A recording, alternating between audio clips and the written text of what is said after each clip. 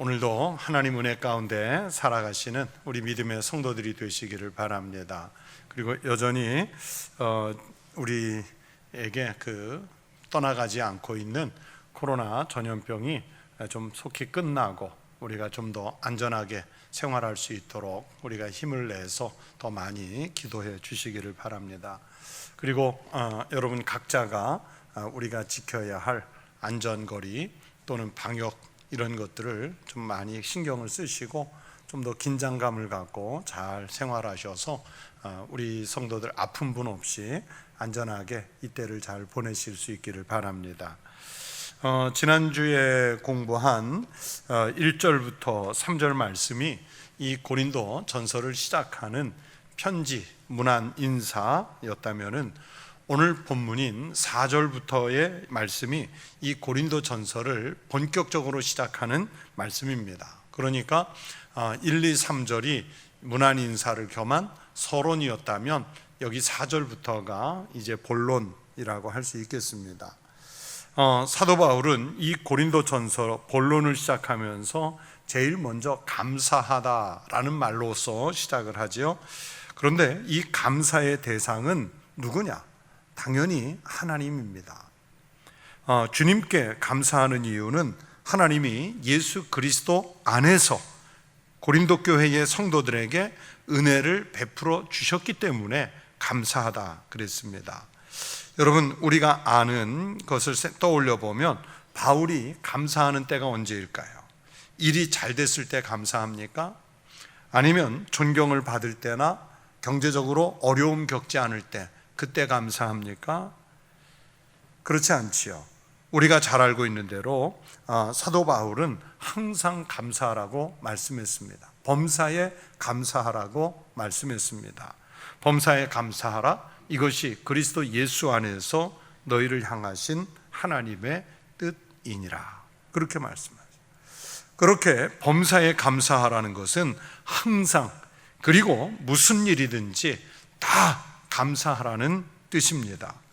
바울이 가르치는 감사는 일시적인 감사 또는 짧은 감사가 아니라 인생 내내 지속적인 감사여야 한다는 뜻입니다. 여기서도 그리스도 예수 안에서라고 그랬습니다. 그리스도 예수 안에서 사는 성도의 삶은 그렇게 항상 감사와 연결이 되어 있다는 것을 알려주시는 말씀이고, 고린도 교회 교인들에게도 그걸 강조하고 있는 것입니다.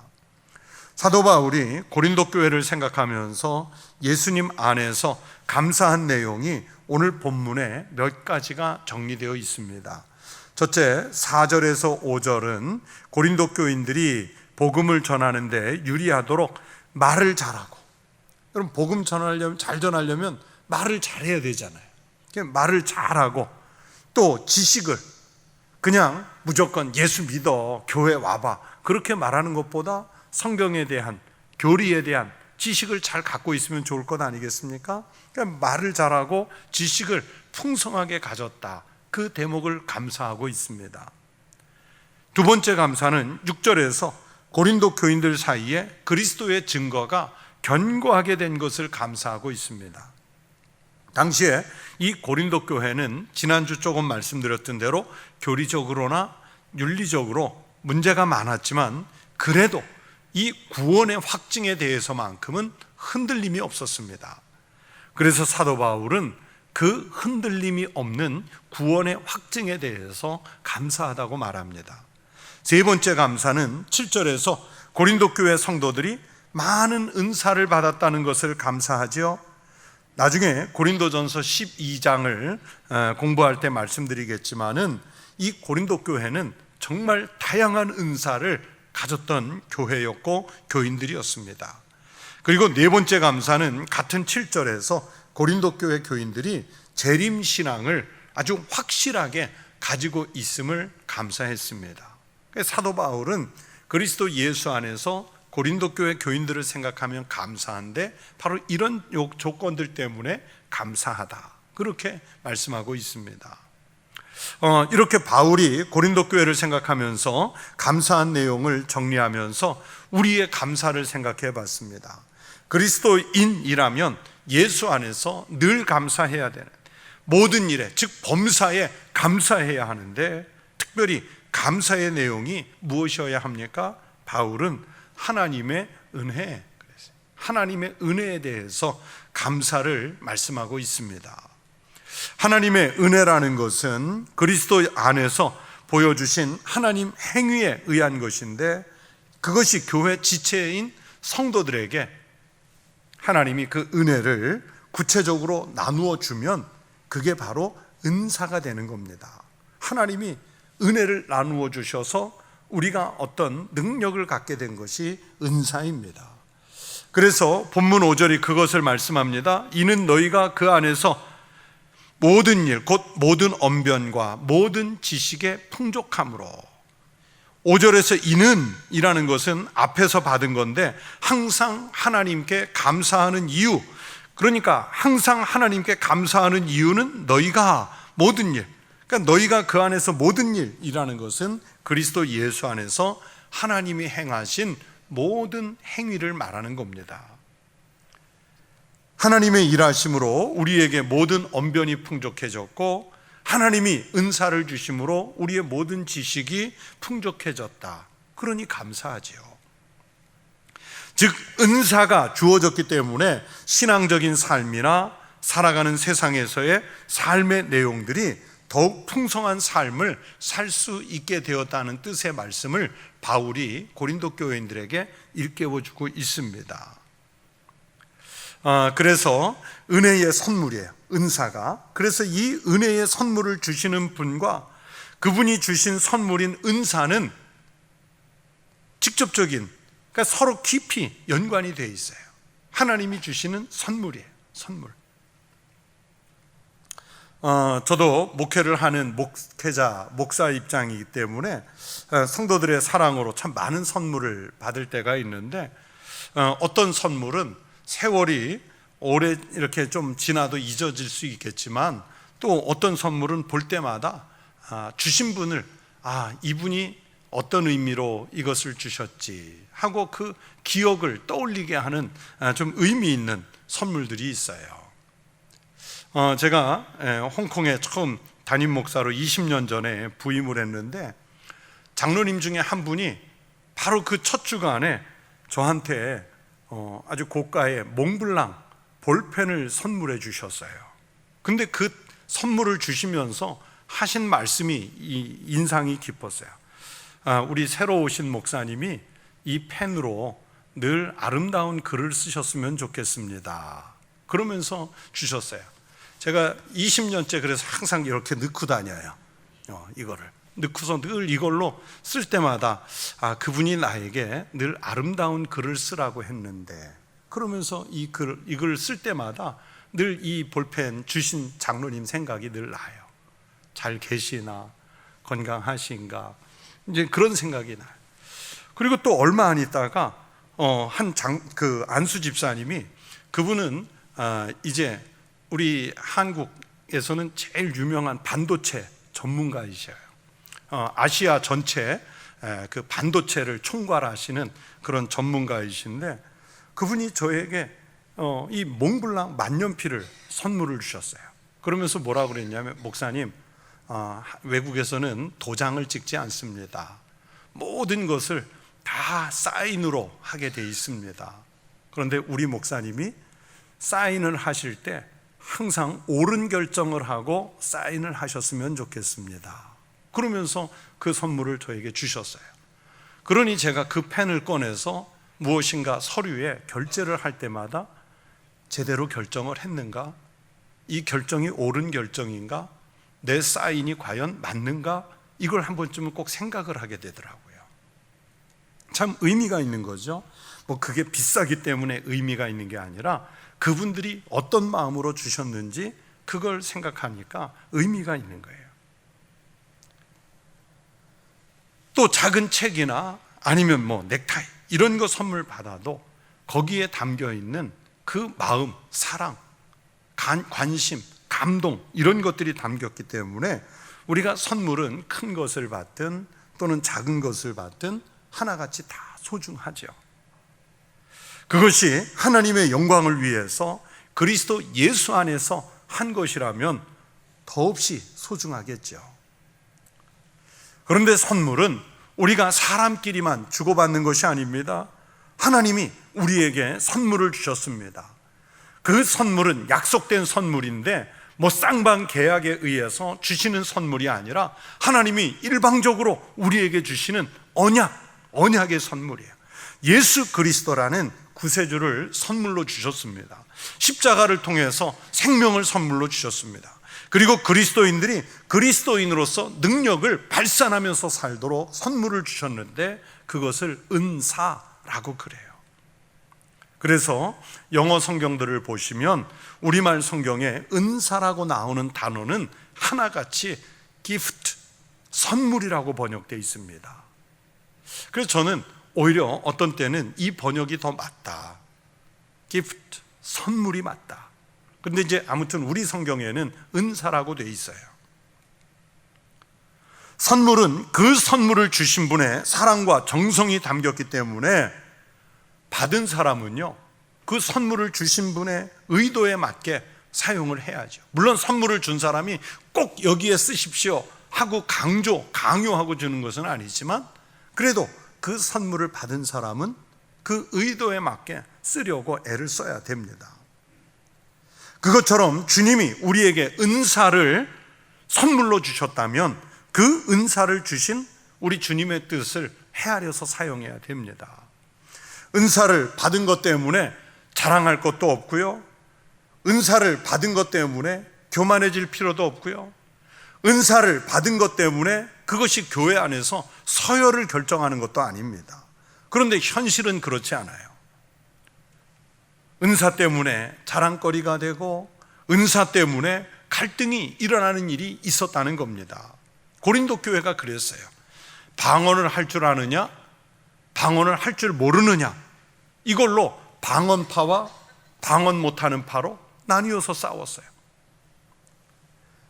또 같은 여러 가지 은사를 받은 사람들 중에서도 방언이 제일 큰 은사냐, 병 고치는 은사가 제일 큰 은사냐, 방언을 통역하는 은사가 제일 큰 은사냐, 환상을 보는 은사가 제일 큰 은사냐, 지혜를 할 줄 아는 은사가 제일 큰 은사냐, 이러면서 갈등을 해요. 그래서 교회 안에서 분파가 생기고 다툼이 일어났습니다. 나중에 방언과 은사를 다룰 때 자세히 말씀을 드리겠지만 고린도 교회는 차라리 방언을 못하는 이만 못하게 됐습니다. 방언을 못하는 게 오히려 더 나을 뻔했어요. 주님으로부터 받은 은사에 대해서 바울과 고린도 교회 교인들의 생각에 차이가 있었습니다. 교인들은 각각 자기들이 받은 은사, 그 받은 은사 자체를 막 자랑하고 싶었어요.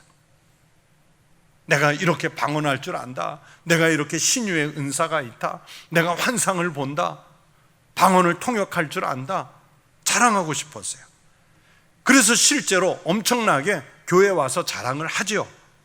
그러나 바울의 생각은 분명히 달랐습니다. 바울은 그 은사를 주신 하나님의 은혜를 찬양해야 한다고 말씀합니다.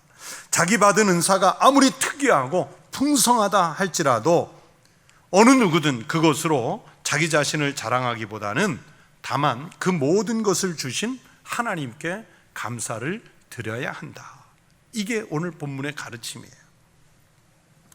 고린도전서 4장 7절의 말씀을 제가 읽어드리겠습니다. 누가 너를 남달리 구별하였느냐? 내게 있는 것 중에 받지 아니한 것이 무엇이냐? 네가 받았은즉 어찌하여 받지 아니한 것 같이 자랑하느냐?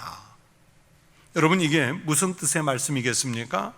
은사라는 것은 주님으로부터 일방적으로 선물로 받은 것인데 고린도 교회 교인들은 마치 받은 것이 아니라 자기가 무슨 능력이 있고 자기가 무슨 재주가 있고 자기가 무슨 특별한 공을 세워서 그 은사를 만들어낸 것처럼 그렇게 떠들고 자랑을 했습니다. 자기가 마치 어떤 자격을 갖추었기 때문에 주님으로부터 당신들은 못 받은 것 나는 따로 받았다, 별도로 받아낸 것처럼 자랑한다는 뜻입니다.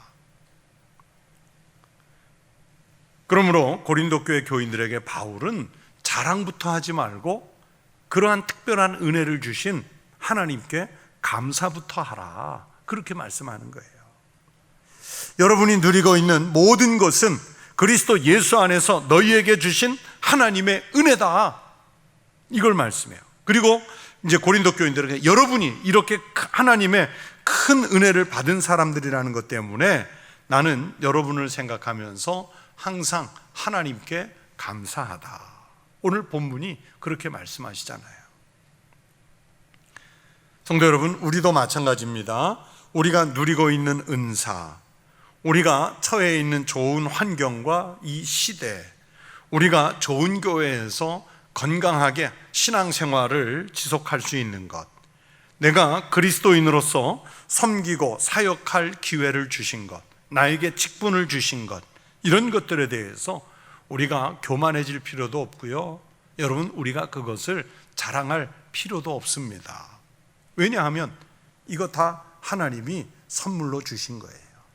예를 들어서 교회에 어떤 직분을 받았을 때 성도들의 투표를 통해서 내가 인기가 있어서, 내가 일을 잘해서, 내가 무슨 능력이 있어서 된 것이 아니라, 비록 우리가 투표라는 행위를 했지만은 하나님이 거기에 개입하셔서 하나님이 은혜로 선택하셔서 하나님이 은혜의 선물을 주셨기 때문에 그 직분이 생겼단 말입니다. 다 하나님이 선물로 주신 거예요. 우리는 겸손하게 주님의 의도를 헤아려서 잘 섬기고 주신 은혜에 대해서는 감사만 할 줄 아는 성도들이 되시기를 축원합니다. 자, 그러면서 5절 이하에서는 고린도 교회가 받은 구체적인 은사들을 언급하고 있습니다. 여기서도 그 은사가 지닌 풍성함의 자리는 예수 그리스도 안에서입니다. 오늘 본문을 자세히 보세요. 성경책을 펴놓고 보시면 4절의 전제가 그리스도 예수 안에서인데, 그에 맞춰서 7절에서는 우리 주 예수 그리스도의 나타나심을, 8절에서는 우리 주 예수 그리스도의 날에, 그리고 9절에서는 그의 아들 예수 그리스도 우리 주, 확실한 흐름을 알 수가 있죠. 사람이 개입할 틈이 없어요. 개인의 능력이 들어갈 틈이 없어요. 오직 전부 우리 주님께 감사하는 이유를 흔들림 없이 일관되게 말씀하는 게 뭡니까? 우리 주님 안에서 이루어진 은혜다, 그리스도 예수 안에서 이루어진 은혜다, 이것을 매 절마다 반복해서 말씀하잖아요. 고린도 교회는 삶의 모든 영역에서 풍성함을 경험했습니다. 그런데 바울은 고린도 교회에 대해서 빌립보서나 골로새서, 데살로니가 전서 등의 다른 서신서들처럼 사랑과 믿음과 소망에 대한 풍요로움보다는 다만 모든 언변과 모든 지식에 풍족하다, 이 언급이 별도로 들어가 있어요. 모든 언변과 모든 지식에 고린도 교회 당신들이 풍족하다.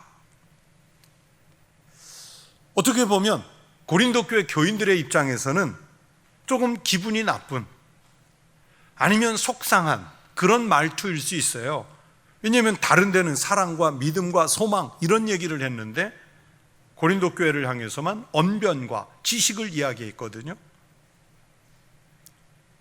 그래서 이 말씀에는 사도 바울이 앞으로 고린도 전서를 써 내려가면서 어떤 방향에서 쓰려고 하는 것인지 내용이 조금 암시가 되어 있습니다.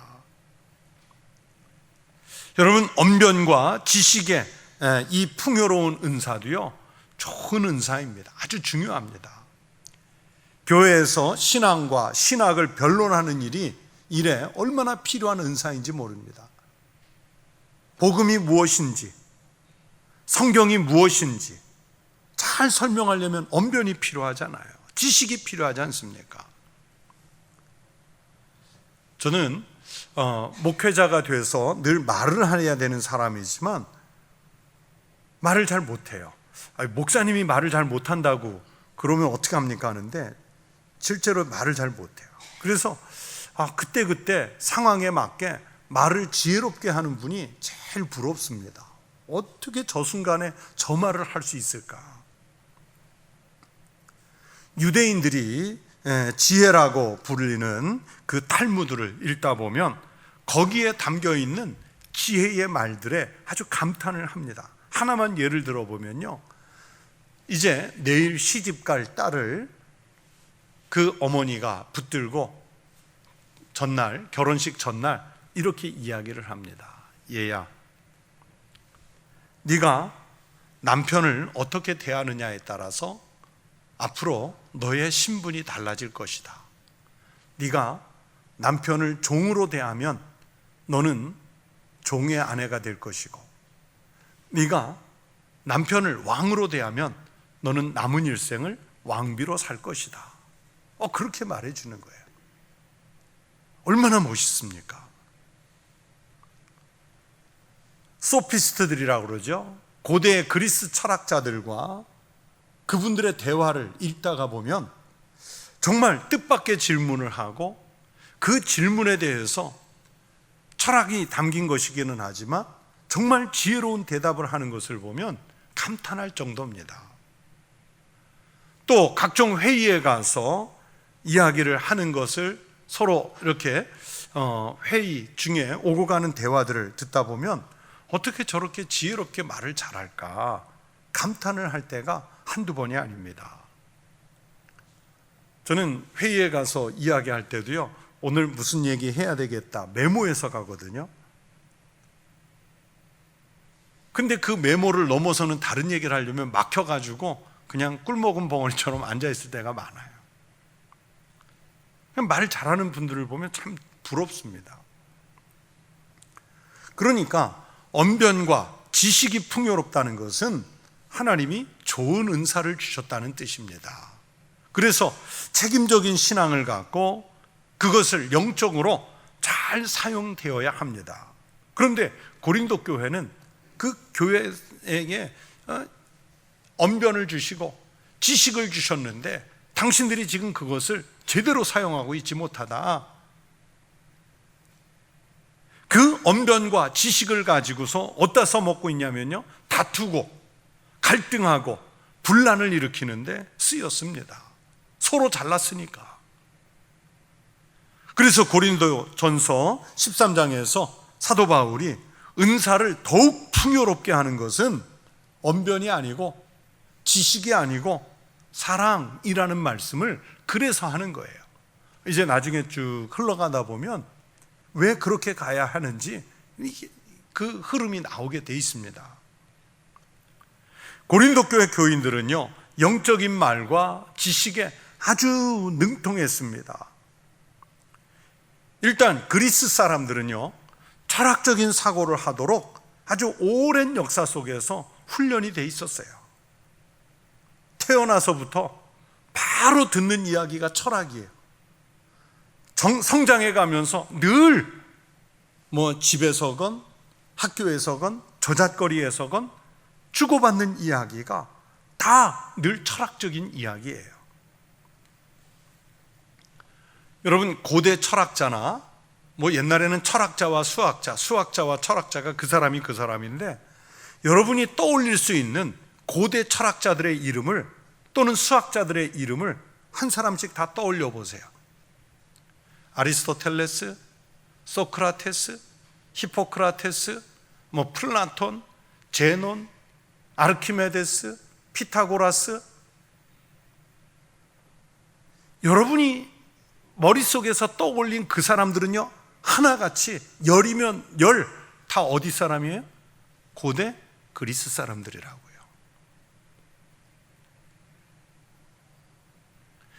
그 사람들의 사상이 2000년이 지났고요, 2500년이 지났어도 여러분 지금도 2300~400년 전에 피타고라스의 정리를 지금도 고등학생들이, 중학생들이 학교에서 지금도 배우잖아요. 아르키메데스의 원리를 지금도 배우잖아요. 의대에 진학한 학생들이 히포크라테스의 선서를 해가면서 지금도 그것을 그대로 적용해서 배우잖아요. 왜 2000년 동안 그것을 뛰어넘는 다른 수학의 원리, 다른 철학의 원리, 다른 의학의 원리가 왜 안 나옵니까? 그 사람들이 이미 수천 년 전에 너무 뛰어난 일을 해놓은 거예요. 현대인들도 감당할 수 없는, 슈퍼컴퓨터도 못 해내는 것들을 그때 그분들이 해냈다고요. 그 사람들이 동네 선생님인 거예요. 우리 서당 훈장처럼 동네마다 다 있는 거예요. 집안에 있는 거예요, 그 사람들이.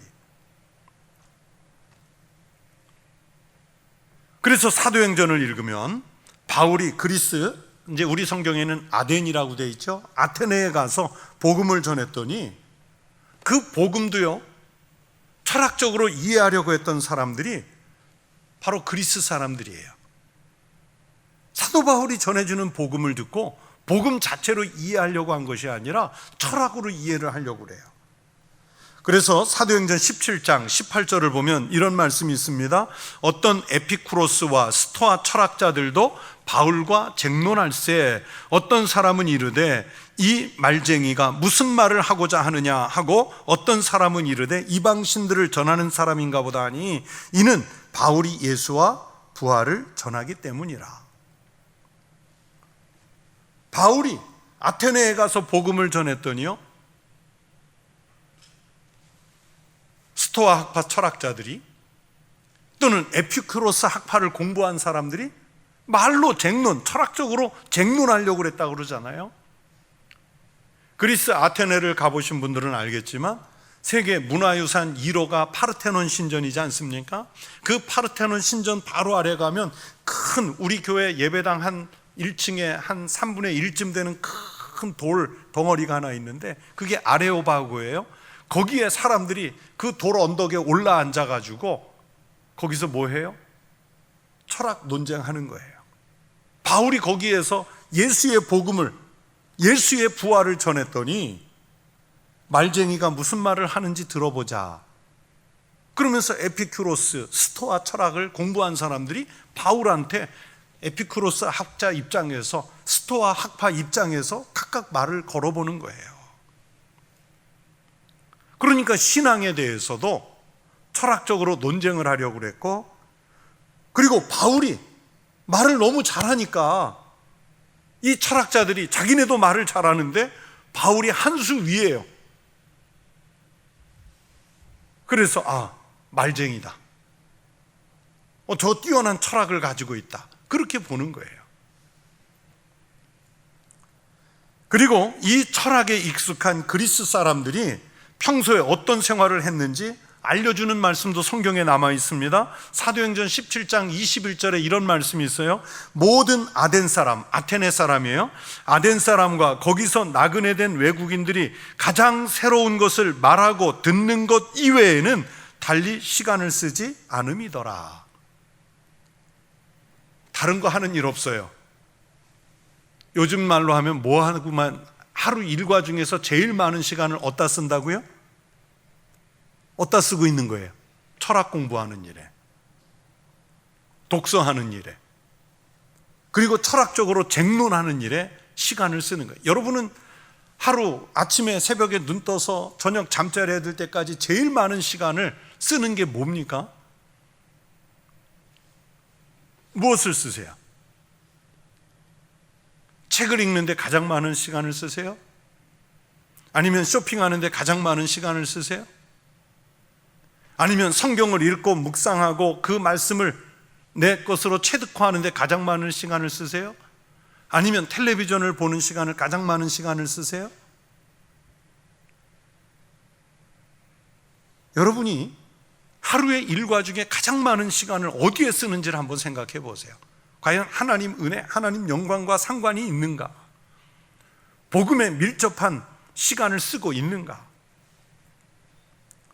이 그리스 사람들은 새로운 것을 말하고 듣는 것 외에 달리 시간 쓰는 게 없었다. 물론 요즘같이 스마트폰이 있는 것도 아니고 텔레비전이 있는 것도 아니고 영화관 갈 것이 있는 것도 아니니까 할 일이 이것뿐이었지 않겠냐, 그렇게 생각할 수도 있지만 여러분, 공부하는 거 사실은 지겹잖아요. 근데도 이 사람들은 그렇게 공부하는 데다 시간을 쓴 거예요.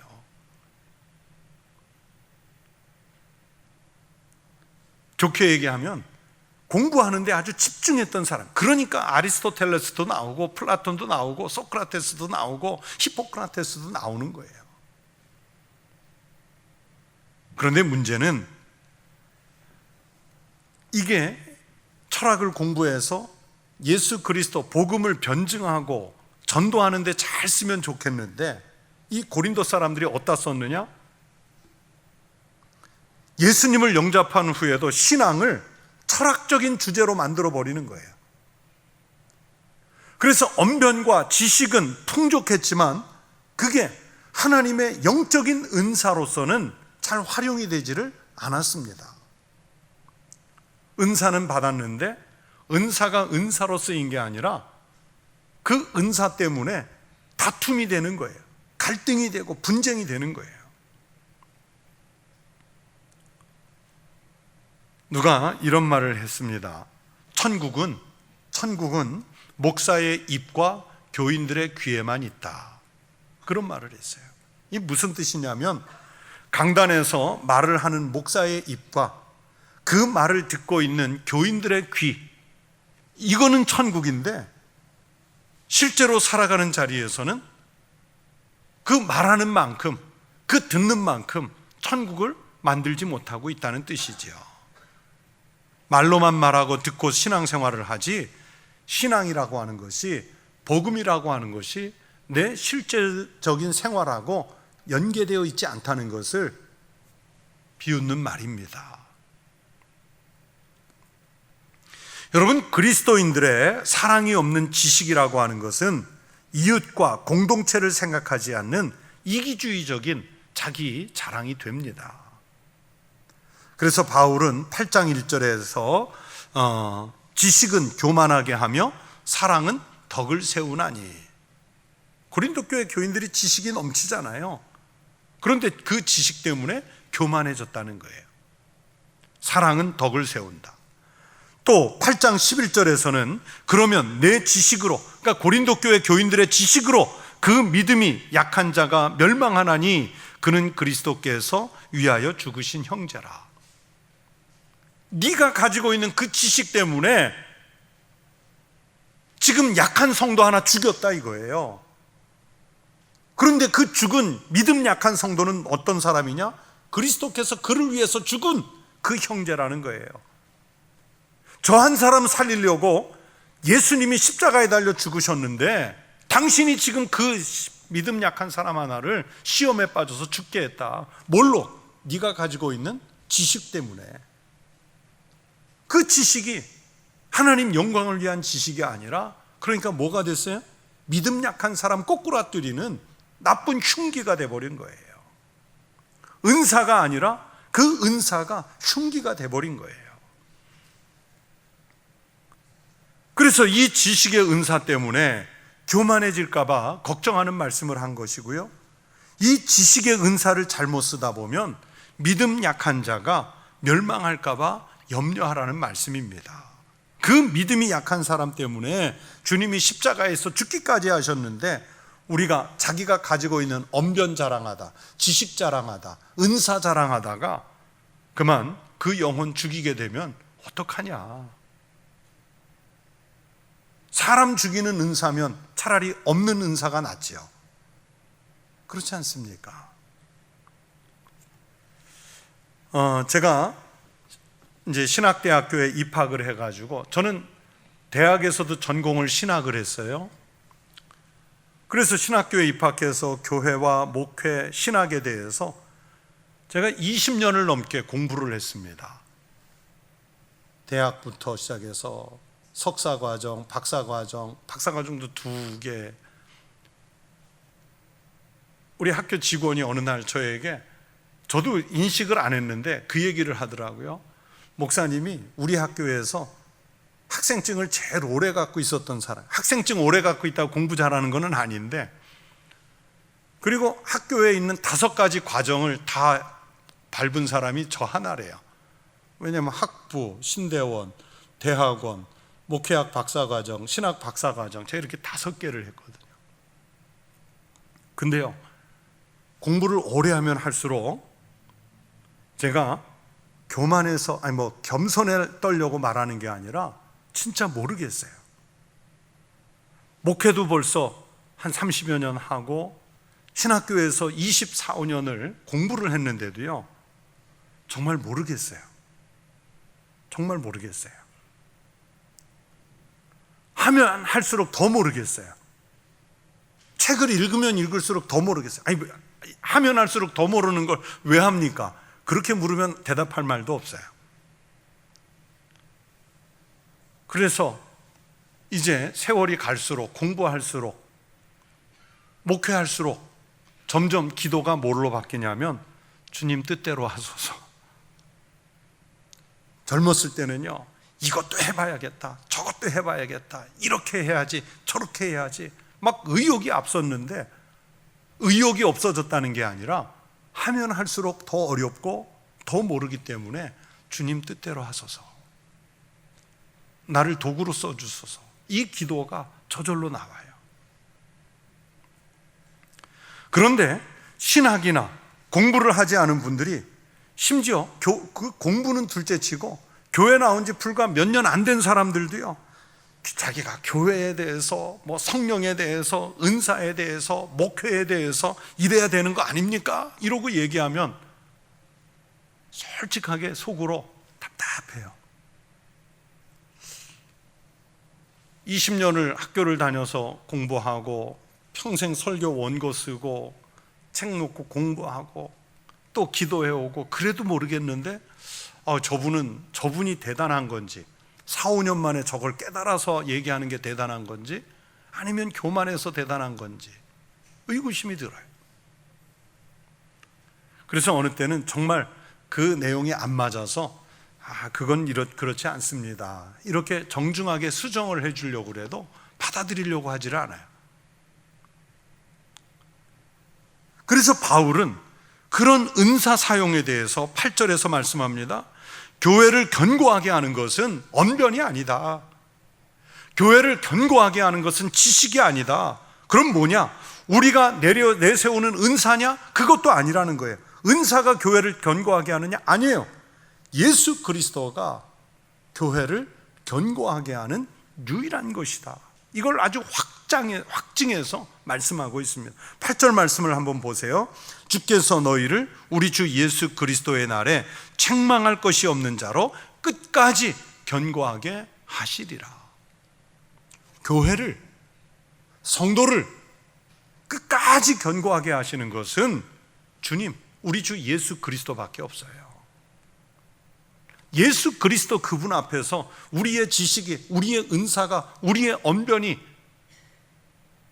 도대체 높으면 얼마나 높고 알면 얼마나 알겠습니까?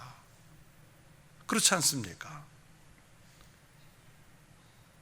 그리스도에 대한 우리의 증거를 확인시키시는 분도 하나님이시고 우리를 마지막 날까지 붙잡고 계시는 분도 하나님이십니다. 지식이나 언변, 내가 자랑하고 싶은 은사가 우리를 견고하게 하는 것이 아닙니다. 또 주님께서 견고하게 해주시지 않는다면 우리가 가진 은사가 아무리 풍성해도 그 은사의 근거를 잃어버리는 것입니다. 상실하게 됩니다. 그런 면에서 신자와 교회를 굳게 세우시는 것은 사람의 믿음이나 노력과 행위가 아니라 끝까지 견고하게 하시는 예수 그리스도 그분을 붙잡는 것입니다. 붙잡는 거예요. 여러분, 신앙생활을 하시면서 자랑하고 싶은 은사가 있으시죠? 그 은사가 무엇입니까? 주님께서 붙잡지 않고 주님께 영광이 되지 않는 것이라면 그 자랑 감추십시오. 차라리 그 은사도 내려놓으십시오. 주님만 끝까지 붙잡는 신앙의 삶을 사시기를 바랍니다. 그래야 나를 통해, 우리를 통해 주님이 영광을 받으실 줄로 믿습니다. 오늘 본문 말씀의 끝절인 9절 말씀을 보십시오. 너희를 불러 그의 아들 예수 그리스도 우리 주와 더불어 교제하게 하시는 하나님은 미쁘시도다.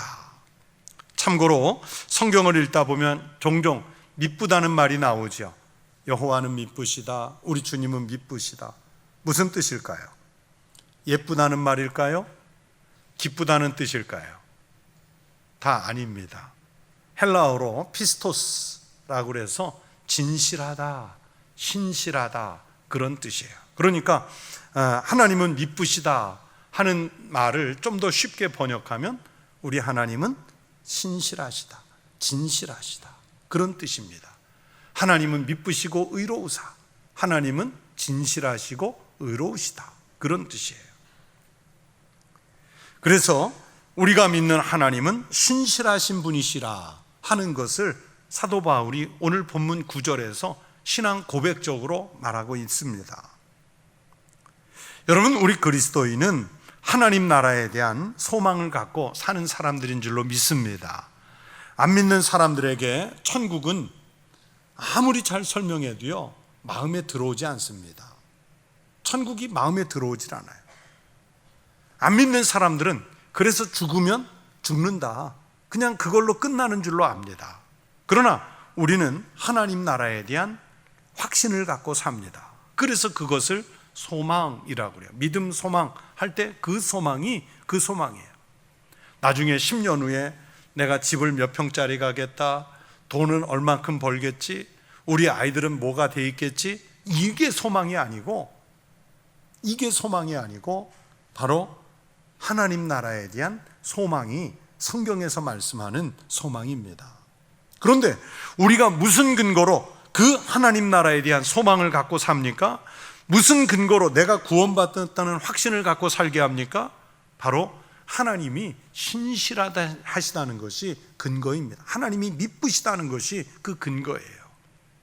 왜냐하면 하나님이 신실하시기 때문에 언약대로 메시아, 즉 그리스도를 우리에게 보내주셨고, 예수님은 하나님이시면서도 직접 사람의 몸을 입고 오셔서 십자가에 달려 죽기까지 우리를 사랑하셨다는 그 진실하심, 그 신실하심이 바로 우리 그리스도인들에게는 오직 하나님 나라에 대한 소망의 근거입니다.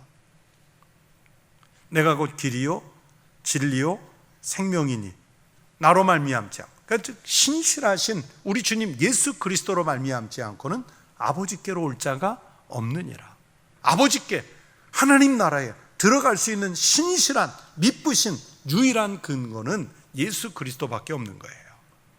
그래서 우리 그리스도인의 소망은 바로 이 신실성에 기초를 두고 있습니다. 우리가 그리스도인으로서 말씀에 의지해서 살아가는 삶의 근거는 주님의 말씀이 진리고 생명이라는 신실함 때문입니다. 그래서 이 말씀에 우리가 순종을 하게 됩니다. 만약에 하나님이 신실하지 않으시다면, 하나님이 기분 따라 맨날 이리저리 생각이 바뀌고 계획이 바뀌고 실행이 바뀌면 사도 바울도요 순종하지 않았을 거예요.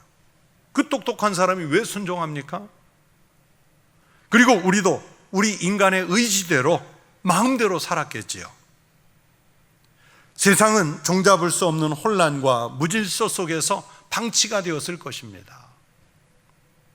여러분, 오늘날 우리가 전염병 시대인데 여러 번 설교를 통해, 주일 설교를 통해 말씀을 드렸지만 우리 인간이 방종해서 살았기 때문에 이런 전염병이 온 거예요. 하나님의 창조 질서를 막 파괴하고, 오늘날 차별금지법 만들어내려고 하는 사람들이 온갖 세상의 미사여구를 동원해서 그것을 정당화하지만 하나님의 창조 질서를 파괴하는 거잖아요. 거기에서 파생되는 그 또 다른 전염병, 질병들은 어떻게 할 겁니까?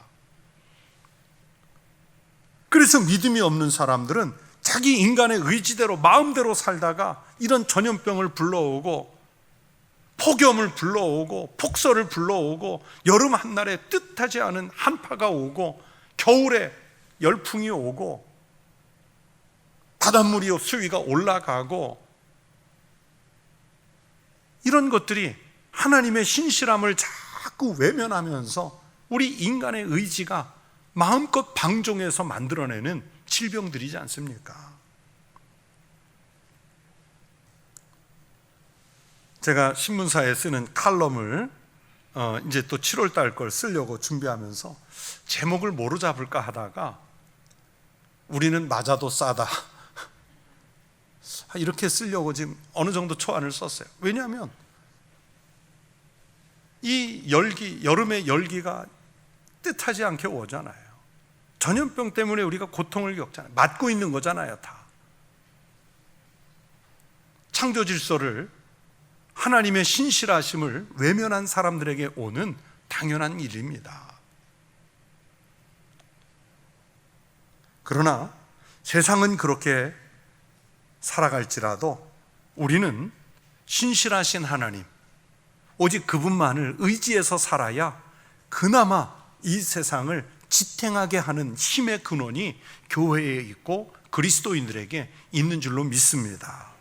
바울은 그 신실함 때문에 우리가 주님과 교제하고 주님은 우리와 교제하신다고 말씀했습니다. 그래서 우리의 은사나 능력도 다 주님 안에서 활용되어야 바르게 쓰일 수 있고 교회도 교회답게 바로 세워질 수 있습니다. 신실하신 주님께 순종하는 성도들이 되시기를 바랍니다. 말씀에 순종하는 종들이 되시기를 축원합니다. 나의 은사가, 나의 섬김이 교회를 바르게 강건하게 세우는 데 쓰임받을 수 있는 복된 은사를 소유한 믿음의 성도들 되시기를 주의 이름으로 축원합니다. 기도하겠습니다.